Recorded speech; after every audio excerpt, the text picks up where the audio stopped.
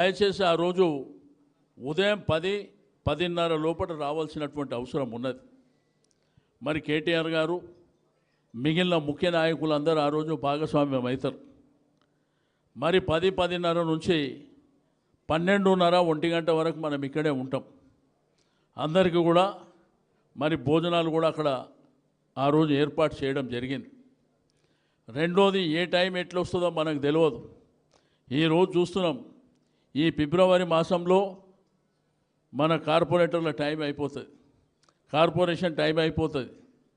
మరి దమ్ముండి ఈ ప్రభుత్వం మళ్ళీ ఎలక్షన్ పెడుతుందా లేదా చూడాలి. ఈసారి తప్పకుండా కార్పొరేషన్ని మనం కైవసం చేసుకుంటామని చెప్పి నేను ఈ సందర్భంగా తెలియజేస్తూ ఉన్నాను. రెండోది, డీలిమిటేషన్ అయిన తర్వాత అసెంబ్లీ స్థానాల సంఖ్య కూడా పెరుగుతుంది. రెండోది, ఉన్న గ్రేటర్ హైదరాబాద్ వదిలిపెట్టి ఇంకా పెద్దగా విస్తరించాలని మరి భూదోపిడీ చేయడానికి సిద్ధమైనటువంటి ఈ ప్రభుత్వం రోజు ఒక డ్రామా నడిపిస్తుంది. ఏ డ్రామానో మీకు తెలియవలసినటువంటి అవసరం ఉంది.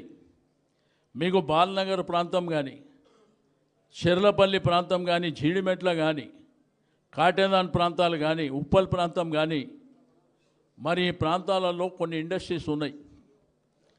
50-60 ఏళ్ళ నుంచి ఇండస్ట్రీస్ ఉన్నాయి. మీకు బిహెచ్ఎల్ కానివ్వండి, ఐడిపిఎల్ కానివ్వండి, హెచ్ఏఎల్ కానివ్వండి, ఇట్లా చాలా సంస్థలు ఉన్నాయి.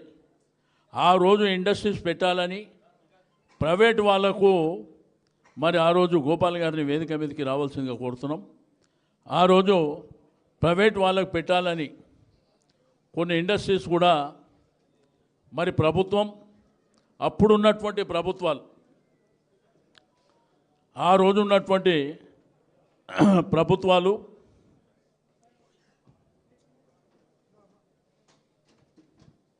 కొన్ని ఇండస్ట్రీస్ రావాలి, తద్వారా ఉద్యోగాలు వస్తాయని చెప్పి చాలామందికి భూములు ఇచ్చారు. ఆ భూములు ఏంటంటే లీజు మీద ఇచ్చారు. ఆ లీజు మీద ఇచ్చినటువంటి భూములలో ఇప్పటికీ ఇండస్ట్రీస్ నడుస్తున్నాయి. కానీ అక్కడ భూముల ధరలేమో విపరీతంగా పెరిగిపోయినాయి. మీకు అన్నీ హైదరాబాద్ సెంటర్ కింద ఉంటాయి కాబట్టి ఆ భూముల ధరలు పెరిగిపోయినాయి. అవి ప్రభుత్వ భూములు. ఇండస్ట్రీ మాత్రం ప్రైవేట్ వాళ్ళు నడిపిస్తున్నారు. భూములు లీజుకి ఇచ్చినటువంటి భూములు అవి. ఈరోజు ధరలు విపరీతంగా పెరిగిపోయినాయి. దాంట్లో 5 లక్షల కోట్ల రూపాయల కుంభకోణానికి ఈ ముఖ్యమంత్రి గారు తెరలేపారు. అది ఆ భూమి వాల్యూ ₹1 ఉంటే 10 లక్షలకి ఇస్తుండు. కొత్తగా 3 రోజుల కింద జీవో తీసాడు. ఇండస్ట్రియల్ ట్రాన్స్ఫార్మేషన్ అని చెప్పి జీవో తీసి ఎవరైతే ఉన్నారో వాళ్ళకే ₹1 స్థలాన్ని 10 లక్షలకు ఇచ్చేటువంటి కుట్ర దానికి తెరలేపాడు. హైదరాబాద్ సిటీలో ఒక 5 లక్షల జనాభాకు సరిపడేటువంటి అవసరాలకు సరిపడేటువంటి ఫెసిలిటీస్ని ఆ రోజు నిజాం ప్రభుత్వం చేపట్టింది. కాలక్రమేణా నిజాం యొక్క సమయం అయిపోయిన తర్వాత ప్రజాస్వామ్య ప్రభుత్వాలు ఎప్పుడైతే వచ్చినాయో పెరిగినటువంటి జనాభాకు అనుగుణంగా కొన్ని ఫెసిలిటీస్ క్రియేట్ చేసుకుంటూ వచ్చారు. కానీ ఇప్పుడు సికింద్రాబాద్, హైదరాబాద్లో ఒక ఇల్లు కడదామంటే జాగ లేదు, ఒక పిల్లల ఆట స్థలాలకు జాగ లేదు,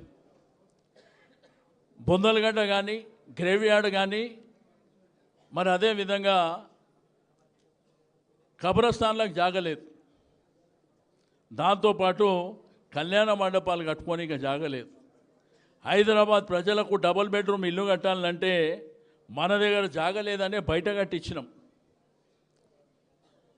మరి ఆ అవసరాలను దృష్టిలో ఉంచుకొని ఆ భూములు మన ప్రజలకు కావాలి, ప్రజల అవసరాలకు కావాలని మేము డిమాండ్ చేస్తున్నాం, కొట్లాడుతున్నాం.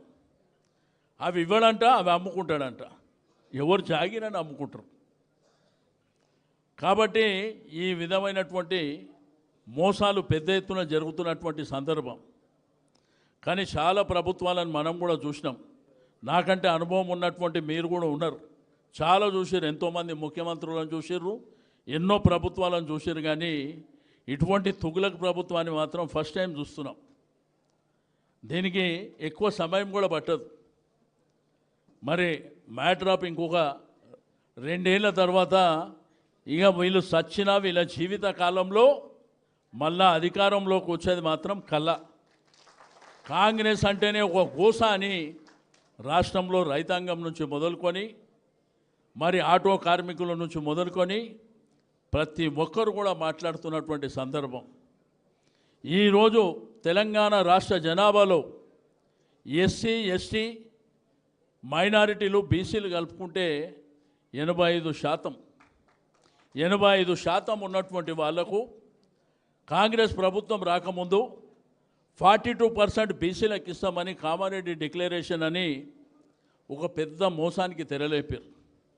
దానికి సిద్దిరామయ్య గారు చీఫ్ మినిస్టర్ కర్ణాటకను తీసుకొచ్చి ఆయన బీసీ బిడ్డనే ఆయనతోని కామారెడ్డిలో డిక్లరేషన్ చేశారు. 42% మా ప్రభుత్వం రాగానే మరి బీసీలకు రిజర్వేషన్లు ఇస్తామని చెప్పి దాంతోపాటు 1,00,000 కోట్ల బడ్జెట్ అంటే సంవత్సరానికి 20,000 కోట్ల రూపాయలు మరి బీసీలకు ఇస్తామని వాళ్ళే చెప్పినారు, ఎవరు అడిగింది కాదు. కానీ ప్రజలందరూ మోసపోయిన తర్వాత కేసీఆర్ గారు 34% బీసీలకు రిజర్వేషన్ ఇవ్వాలని ఆ రోజు